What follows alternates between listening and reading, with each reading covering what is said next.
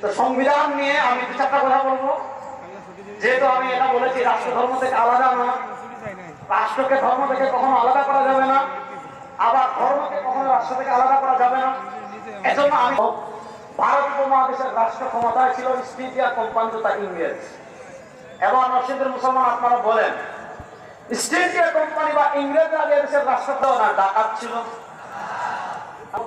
দিল্লি কলকাতা থেকে যদি দিল্লি যাইতে চান আপনি নাক বন্ধ করে ট্রেনে উঠতে হবে, কারণ রাস্তার পাশে এই পরিমাণে এরা মুতে এবং পায়খানা করে।